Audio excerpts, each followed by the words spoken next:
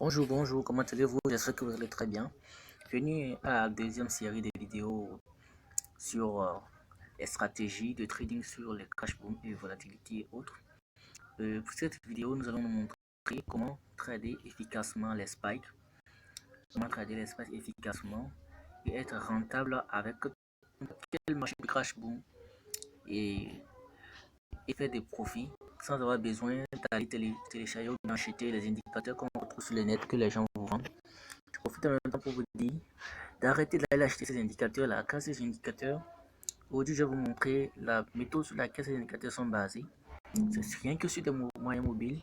Donc avec cette stratégie, on n'a plus besoin de ces indicateurs que les gens vous vendent très cher. Vous appliquez cette méthode des moyens mobiles et puis c'est fini.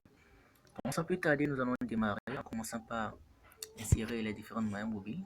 Donc on va ici au niveau du F, fonction. On va commencer par mettre la moyenne mobile 5, décalage 0. Et méthode, vous mettez exponentielle appliquée à typical price HCL sur 3. Vous validez. Vous allez encore sur F, vous ajoutez une moyenne mobile toujours. Cette fois-ci, la moyenne mobile 13. Vous ajoutez la moyenne mobile 13. Toujours les mêmes caractéristiques exponentielles HLC sur 30. Vous changez la couleur. Vous prenez la couleur qui vous plaît. Mettez ça la moyenne mobile 13.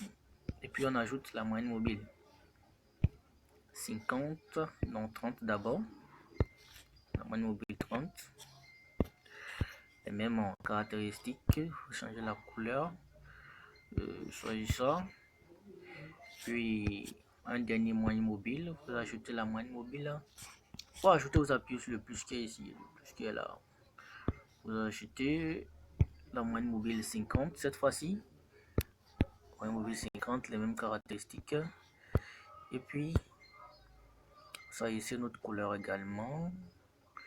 Je prends ça et on a ça. Maintenant, nous allons configurer d'autres indicateurs au niveau de la fenêtre du bar. Donc, on fait le plus. On vient, on choisit d'abord un RSI, Relative String Index.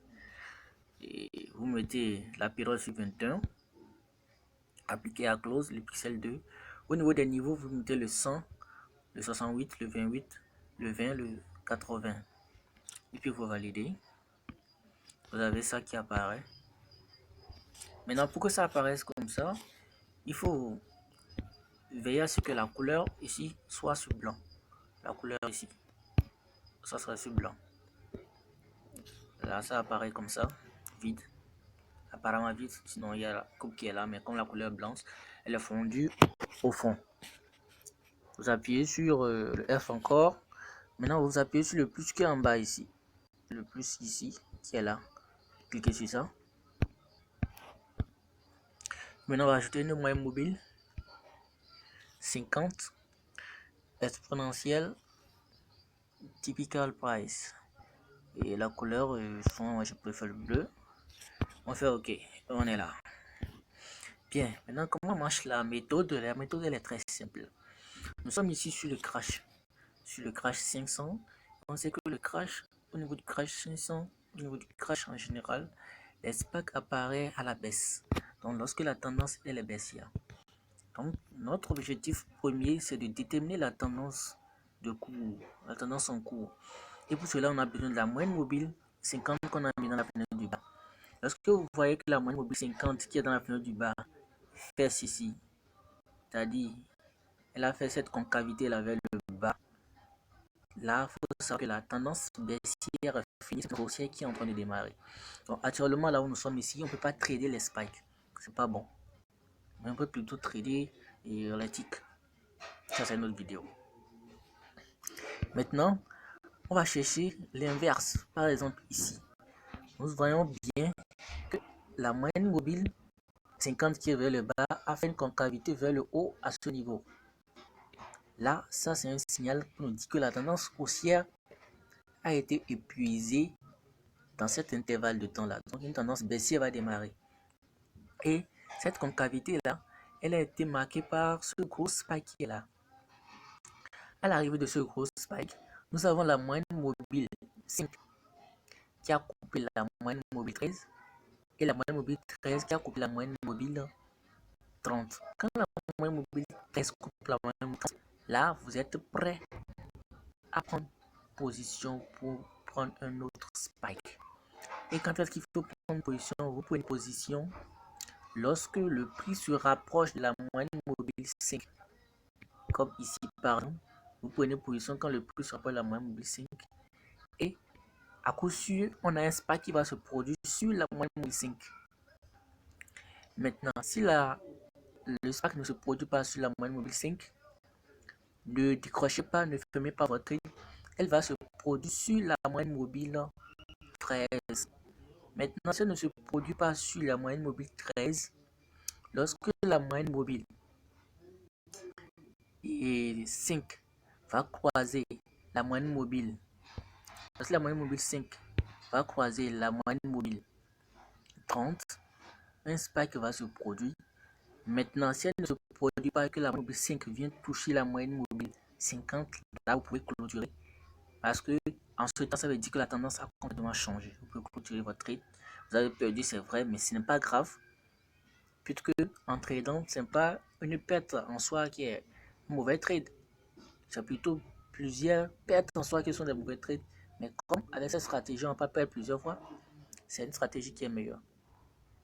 Donc, vous aurez votre spike sur la moyenne mobile 5 et sur la moyenne mobile des 13 et est-ce que vous suivez? Bien. Nous allons regarder d'autres exemples où ça sera encore plus clair. Ici, par exemple, nous avons le signal ici qui est là. Nous avons le signal là qui est apparu d'abord. Il faut toujours attention à ça. Et puis maintenant, on regarde la moyenne mobile 13 qui a coupé la moyenne mobile 30 ici. Ça veut dire qu'on peut prendre position lorsque le prix va se rapprocher de la moyenne mobile 5. Donc ici, on prend une position. On a une autre spike sur la moyenne mobile 13 là. Et là, le spike s'arrête ici. Donc on serait en gain là et on peut clôturer. On peut clôturer ou bien sécuriser en mettant un stop loss à un niveau là. Sinon, le spike arrive sur la moyenne mobile 5 et la moyenne mobile 5, ça n'arrive pas en clôture en plus. Clôture en positif. On regarde autre opportunité encore. Celle-ci, elle est intéressante. Là, vous regardez, on a le signal qui est bien apparu là. Le signal est bien apparu, bien gros là. Et on a eu notre inversement à ce niveau là. On a eu notre inversement à ce niveau là. Donc, à partir de ce niveau, on peut vous positionner en gros spike lorsque la moyenne mobile, les prix vont se rapprocher de la moyenne mobile 5. Et vous prenez ce petit spike. Vous allez dire, mais pourquoi on n'a pas commencé d'ici? C'est possible, on aurait pu démarrer d'ici, mais si on ne s'est pas confirmé, le prix pourrait à tout moment monter. Ici, on n'était pas bien confirmé. Maintenant, parce que vous allez prendre ce petit spike pour clôturer, parce que vous allez voir que le spike n'arrive pas sur la moyenne mobile 5 pour clôturer, le prix remonte, et puis là, vous allez voir que lorsque la moyenne mobile 5 a touché la moyenne mobile 50, on a eu un gros spike sur la moyenne mobile 50. Et la moyenne mobile 30, on a eu un gros spike sur la moyenne mobile 50. Ça, c'est aussi un signal qui nous montre que on peut prendre position lorsque le prix va se rapprocher de la moyenne mobile 5 pour prendre des spikes.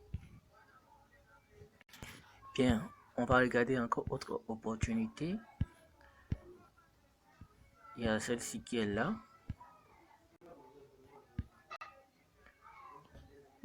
On a ce signal là qui est là, bien rond.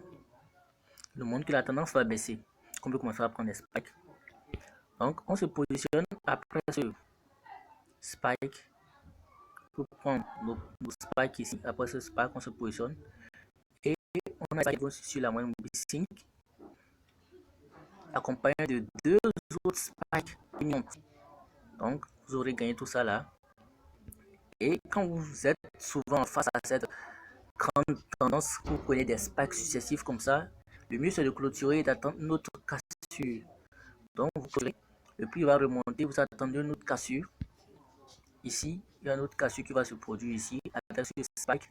Vous prenez position lorsque le prix va se rapprocher des moyennes mobiles. 5 et vous prenez le spike encore, deux gros spikes.